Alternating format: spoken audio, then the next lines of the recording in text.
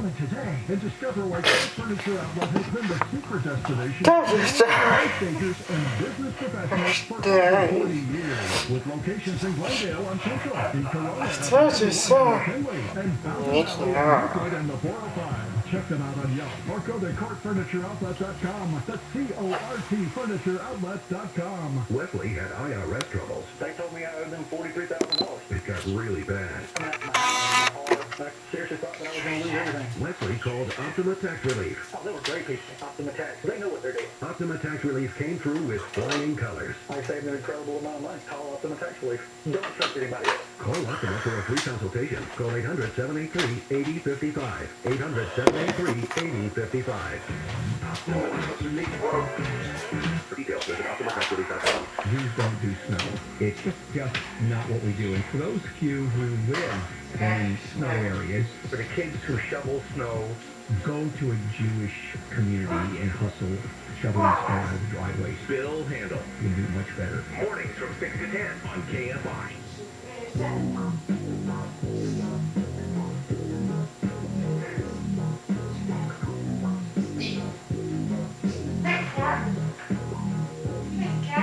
KFI AM 640 live everywhere on the iHeartRadio app. Welcome to a Thursday. This is the anniversary of the attack on the U.S. Capitol. Happened 1 year ago today. President Biden will speak about what he's called one of the darkest days for American democracy. This is supposed to happen at 6 o'clock. We just watched the motorcade pull up to the Capitol Hill. And the President and Vice President Harris are expected to make remarks this morning. As soon as they do, we'll bring them live here on KFI. And also, the LA City Fire Department says it's got an ambulance surge plan in the event that firefighters experience a delay offloading a patient at a hospital. Captain Eric Scott says a lot of backlog happens because people are calling 911 for non-emergencies. And a federal judge has ruled that Vanessa Bryant's lawsuit over unauthorized photos taken of the helicopter crash that killed Kobe Bryant and his daughter and 7 others, that it can go to trial. The lawsuit says Bryant experienced emotional distress because of LA County Sheriff's deputies and firefighters on the scene with those photos. All right, now let's talk a little bit about the Super Bowl.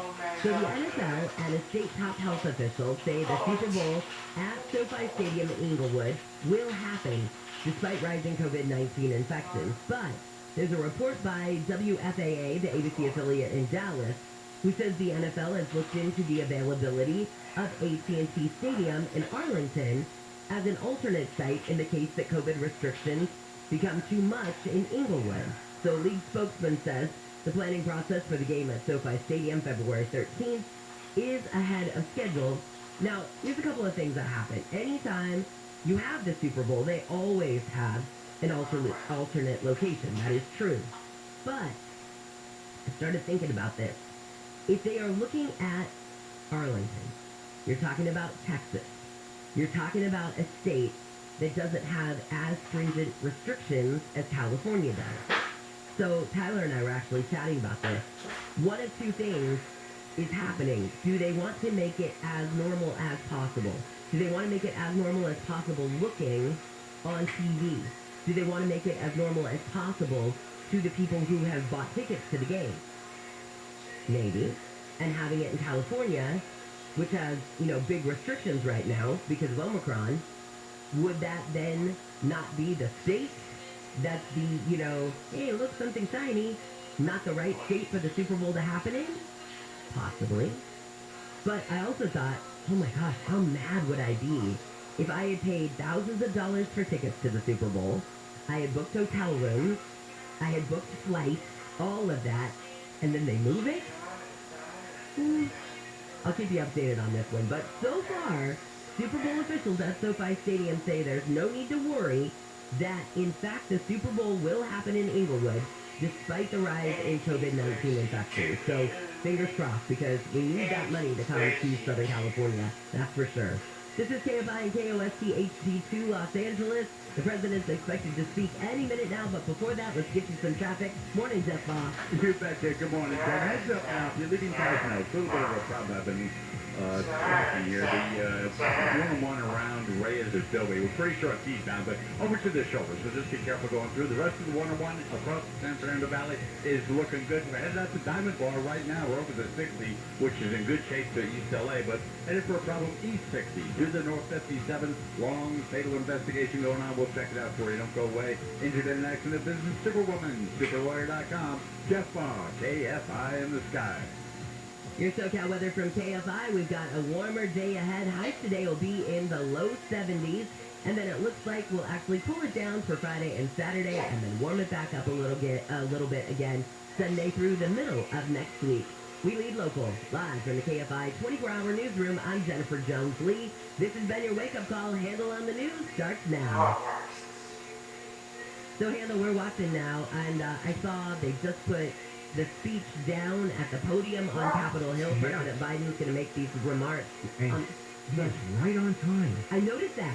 He pulled up at 5:53, and I thought to myself, wow, this is unprecedented. I mean, right on time. The president is accompanied by Nancy Pelosi and Chuck Schumer, where he is going to be giving his remarks in the Capitol, or at the Capitol building, which of course is appropriate.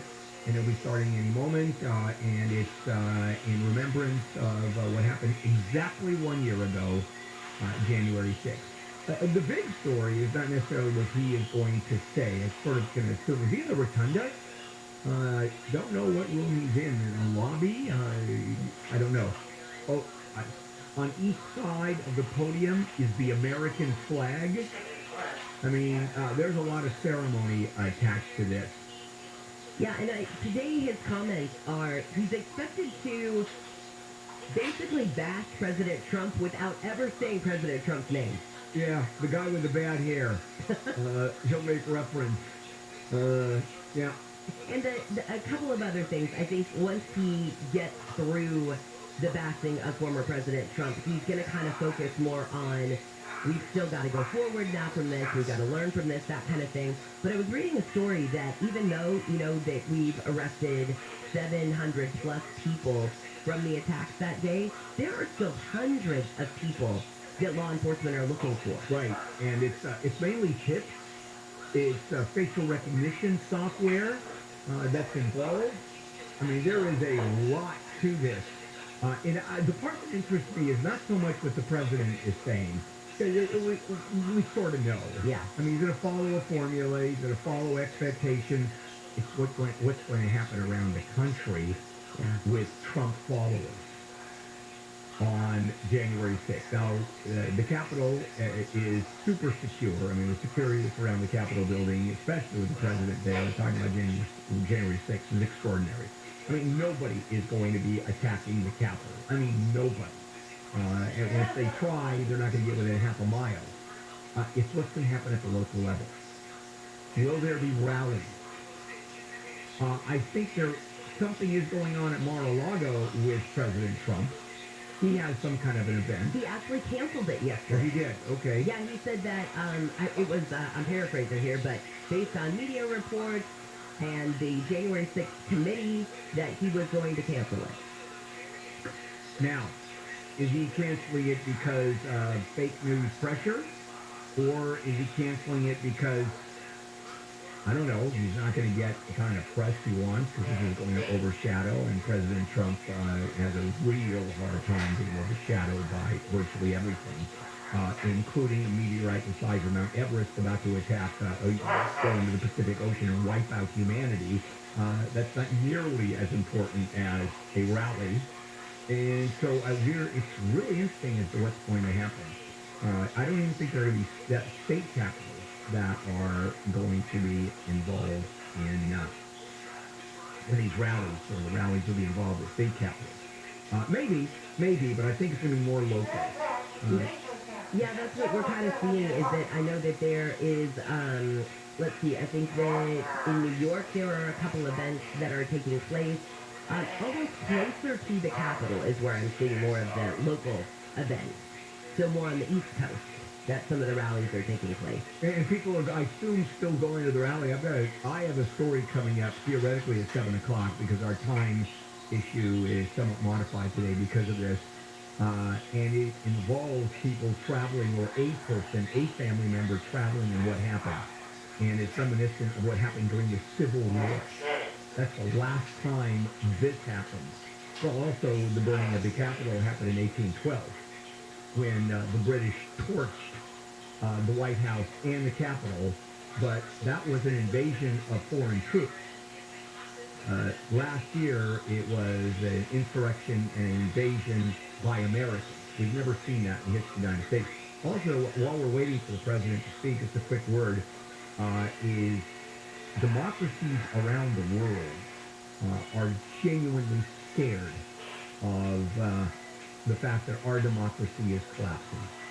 Western Europe, the leaders are looking at what's happening in America and truly concerned. Because America is the beacon of democracy. Remember, we were the first nation on the planet that as a nation adopted democracy, where the people actually governed. That had never happened before. And out of this, and our Constitution that was written, modern democracies evolved. And now they're looking and saying, what's going on? We look at you for leadership. Your democracy is falling apart. It's becoming a one-party state. Is it though? Yeah, I think it is. Because here,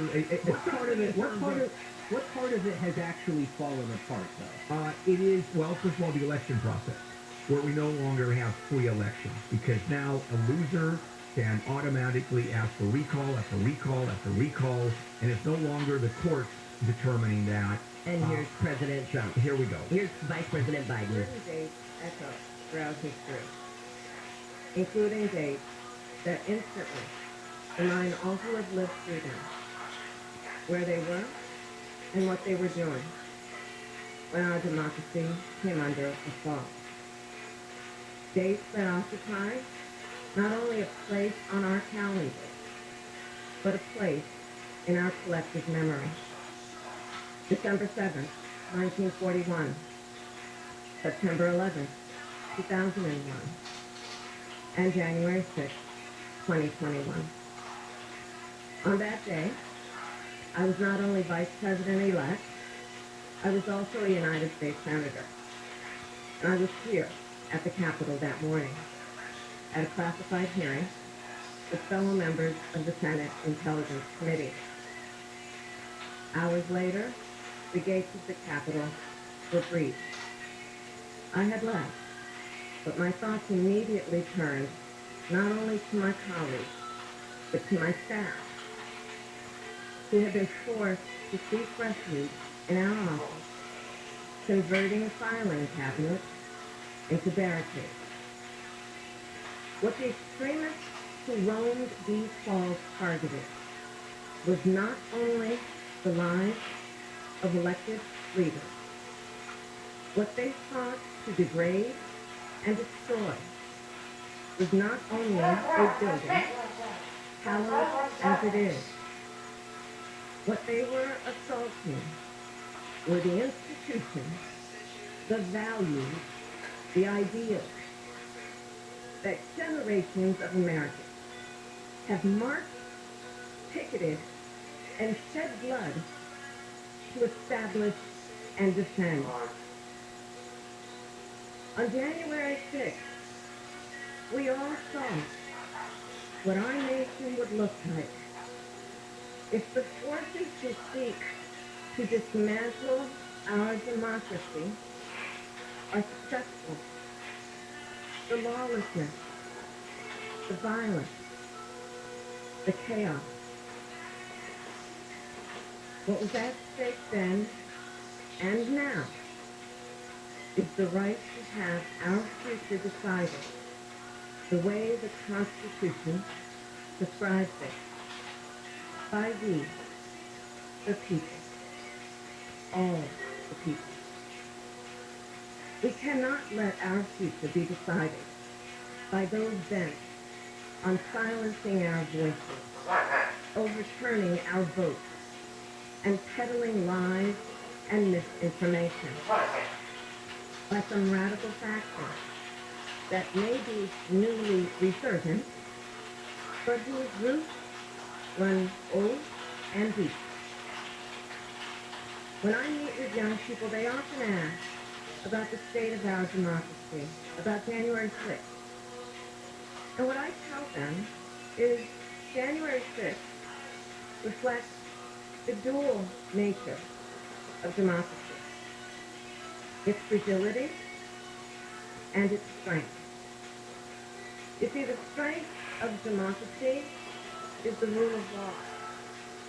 The strength of democracy is the principle that everyone should be treated equally, that elections should be free and fair, that corruption should be given no quarter. The strength of democracy is that it empowers the people. And the fragility of democracy is this, that if we are not vigilant, if we do not defend it, democracy simply will not stand. It will falter and fail. The violent assault that took place here, the very fact of how close we came to an election overturned, that reflects the fragility of democracy.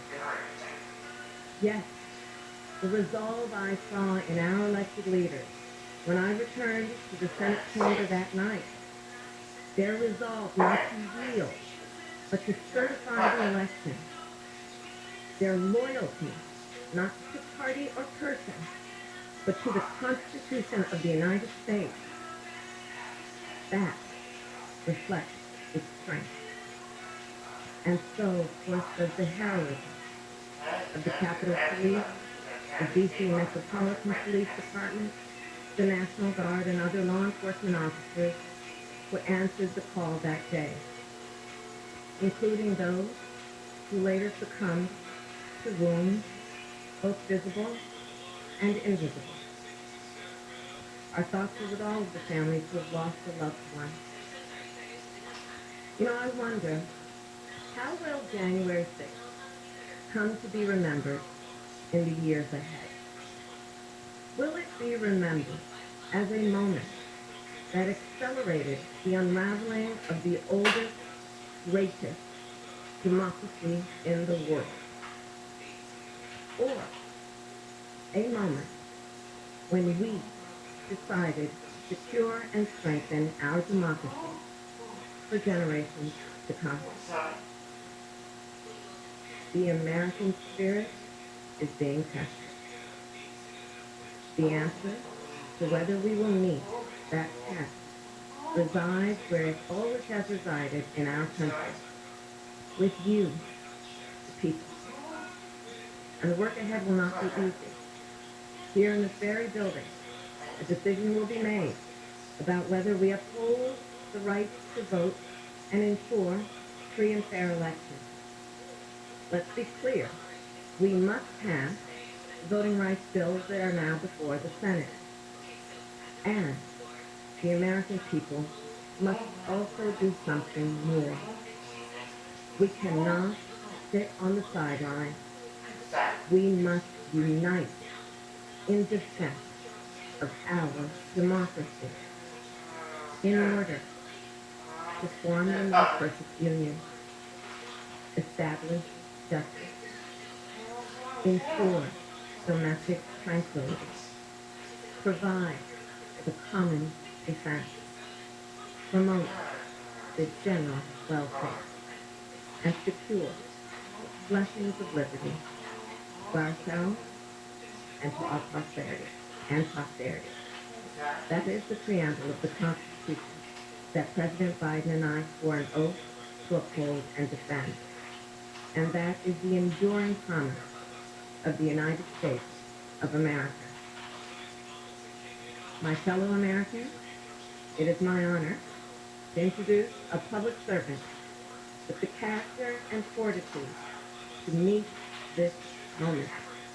A leader whose life's work has been moving our nation toward that more perfect union. President Joe Biden.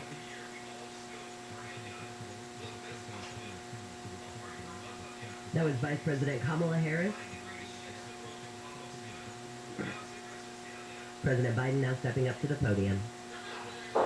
Madam Vice President, fellow Americans, state the obvious.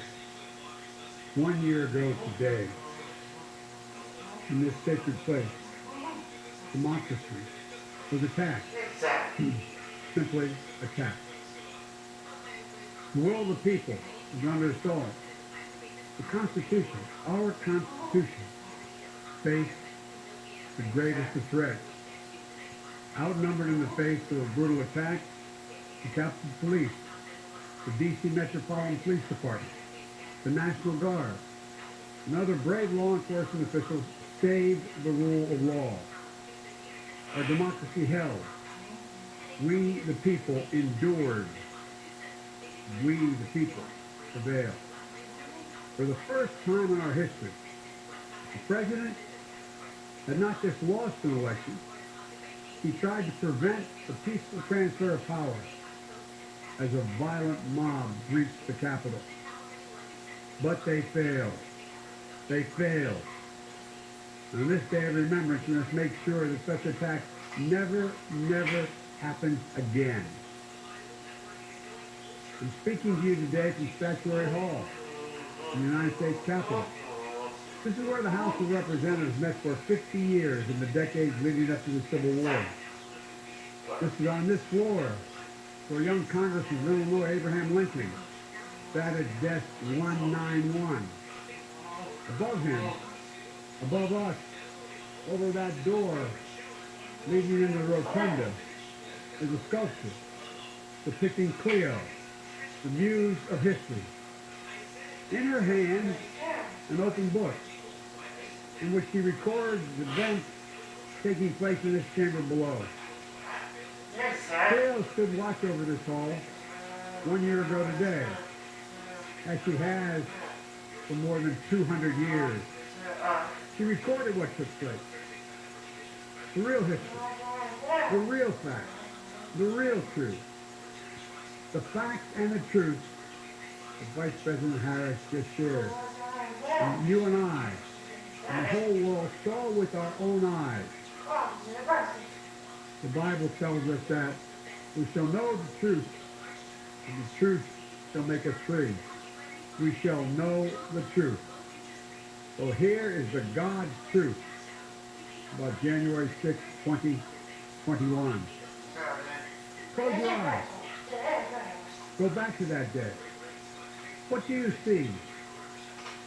Rioters rampaging, waving for the first time inside this Capitol. Confederate flags that symbolize the cause to destroy America, to rip us apart. Even during the Civil War, that never, ever happened. It happened here in 2021. What else is true? The mob, breaking windows, kicking in doors, breaching the Capitol. American flags on poles being used as weapons, as spears. Fire extinguishers being thrown at the heads of police officers. A crowd that professes their love for law enforcement assaulted those police officers, dragged them, sprayed them, stomped on them. Over 140 police officers were injured. We all heard the police officers who were there that day testify to what happened. One officer called it, quote, a medieval battle, and that he was more afraid that day than he was fighting the war in Iraq. They've repeatedly asked since that day, how dare anyone diminish, belittle, or deny the hell they were put through. We saw with our own eyes. Rioters menaced these halls, threatening your life with the Speaker of the House, literally erecting gallows to hang the Vice President of the United States of America. What did we not see? We didn't see a former president who had just rallied the mob to attack, sitting in a private dining room off the Oval Office in the White House, watching it all on television, and doing nothing for hours. These police were assaulted. lives at risk, the nation's capital under siege. This wasn't a good tour. This is an armed insurrection. They weren't looking to uphold the will of the people. They were looking to deny the will of the people. They were looking to uphold, they weren't looking to uphold a free and fair election. They were looking to overturn one. They were looking to save the cause of America. They were looking to subvert the Constitution. This isn't about being bogged down in the past. It's about making sure the past isn't buried. That's the only way forward. That's what great nations do. They don't bury the truth. They face up to it. Sounds like hyperbole, but that's the truth. They face up to it. We are a great nation. My fellow Americans, in life there's truth, and tragically there are lies. Lies conceived and spread for profit and power. We must be absolutely clear about what is true and what is a lie. And here's the truth. The former President of the United States of America has created and spread a web of lies about the 2020 election. He's done so because he values power over principle. Because he sees his own interests as more important than his country's interests, than America's interests. And because his bruised ego matters more to him than our democracy or our Constitution. He can't accept he lost. Even though that's what 93 United States senators, his own attorney general, his own vice president, governors and state officials in every battleground state have all said he lost. That's what 81 million of you did as you voted for a new way forward. He has done what no president in American history, the history of this country, has ever done. He refused to accept the results of an election and the will of the American people. Well, some courageous men and women in the Republican Party are standing against it, trying to uphold the principle of that party. Too many others are transforming that party into something else. They seem no longer to want to be the party of Lincoln, Eisenhower, Reagan, the Bushes. But whatever my other disagreements are with Republicans who support the rule of law and not the rule of a single man, I will always seek to work together with them to find shared solutions where possible. Because we have a shared belief in democracy, and anything is possible. Anything. So at this moment, we must decide, what kind of nation are we going to be? Are we going to be a nation that accepts political violence as a norm? Are we going to be a nation that will allow partisan election officials to overturn the legally expressed will of the people? Are we going to be a nation that lives not by the light of the truth, but in the shadow of lies? We cannot allow ourselves to be that kind of nation. The way forward is to recognize the truth, to live by it. The big lie being told by the former president and many Republicans who feared his wrath is that the insurrection in this country actually took place on Election Day, November 3rd, 2020. Think about it. Is that what you thought? Is that what you thought when you voted that day? Taking part in an insurrection? Is that what you thought you were doing? Or did you think you were carrying out your highest duty as a citizen and voting? Former president's supporters are trying to rewrite history. They want you to see Election Day as the day of insurrection. And the riot that took place here on January 6th as a true expression of the will of the people. Can you think of a more twisted way to look at this country, to look at America? I cannot. Here's the truth. The election of 2020 was the greatest demonstration of democracy in the history of this country. More of you voted in that election than have ever voted in all of American history. Over 150 million Americans went to the polls and voted that day. In a pandemic, some at great risk of their lives. It should be applauded, not attacked. Right now, in state after state, new laws are being written, not to protect the vote, but to deny it. Not only to suppress the vote, but to subvert it.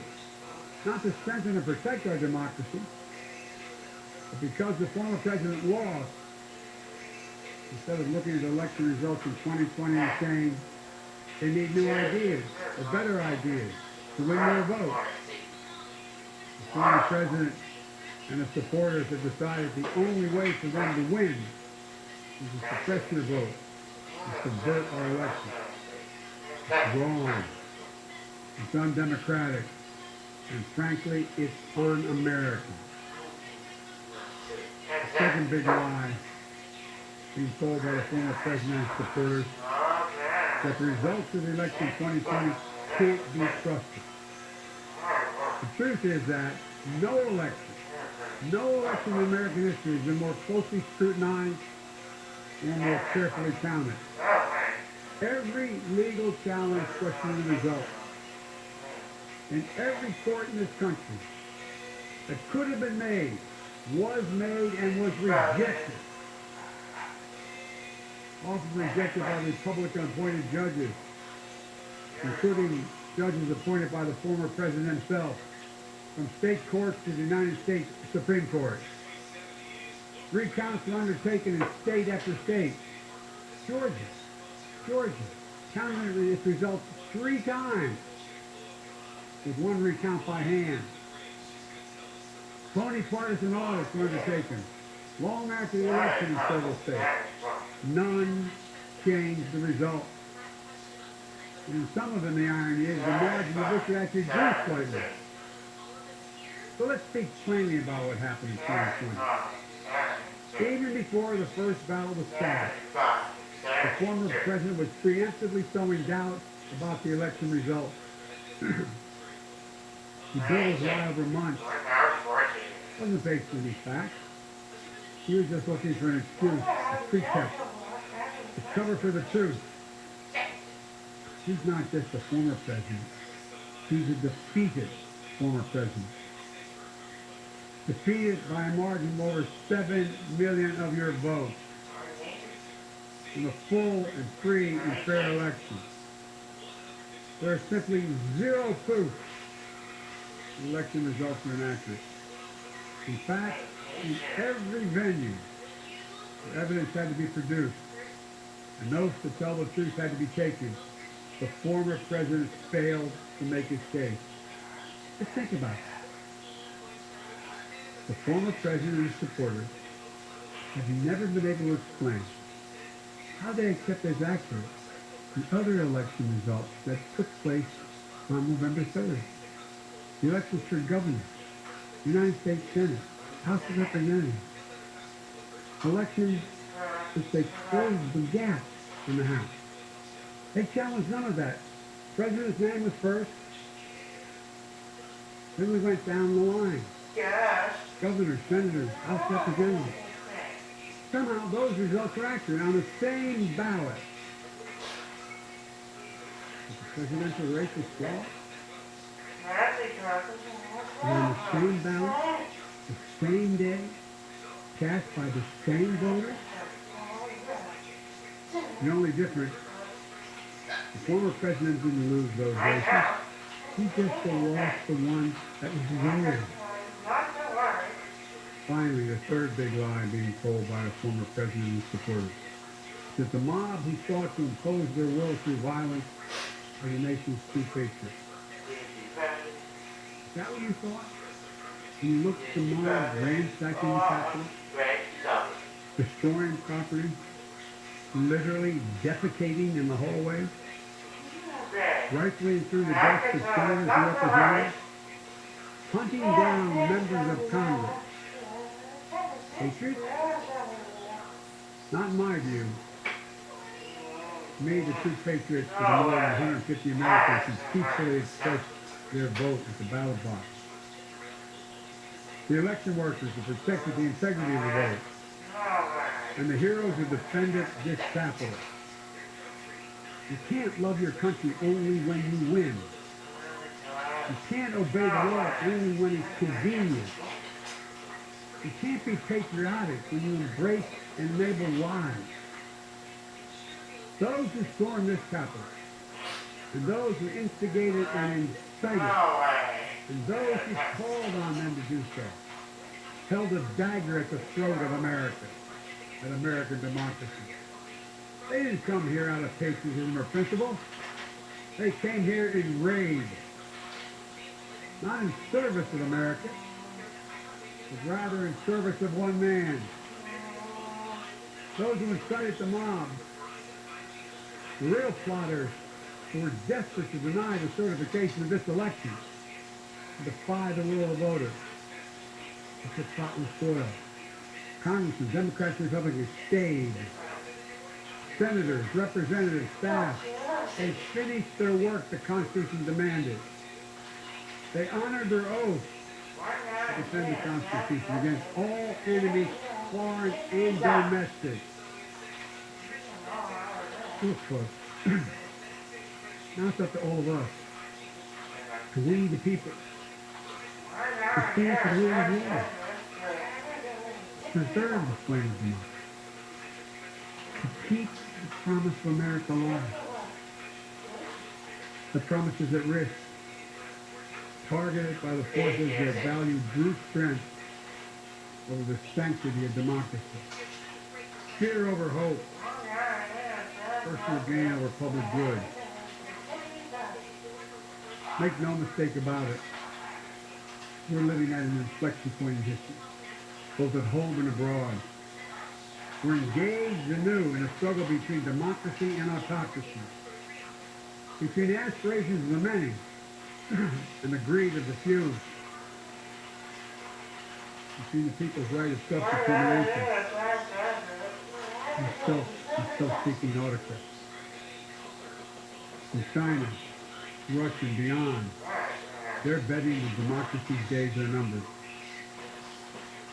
Actually told me democracy is too slow, too bogged down by division to succeed in today's rapidly changing, complicated world.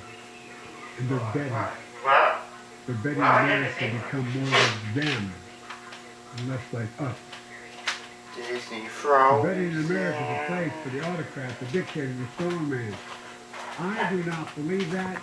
That is not who we are. That is not who we are. And that is not who we should ever be.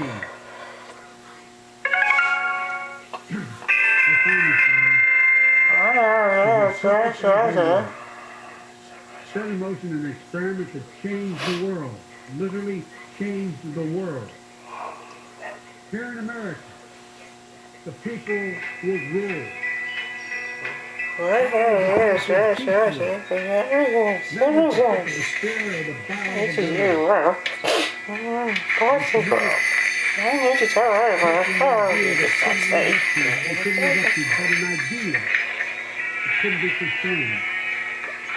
Yes, in America. The rejected view. I fail. I fall behind. I hold you down. Somehow lift myself up. Former president was wise about this election. And the mob that attacked this capital. The poor first, the president and president fell. The hands I get sports car. Under Want to rule, or they will ruin. horsepower. Ruin what our country Eagle Boost was the first stretch of fish local verb and designed to reduce personally twisting for your cycle. Alabama. And what we're facing. The right to vote. The right to govern ourselves. The right to determine our own destiny. with rights and With responsibilities. approved list to 2025. Oh, there's bus stop. Oh, the bus. There's bus stop. Yeah, I could say I see.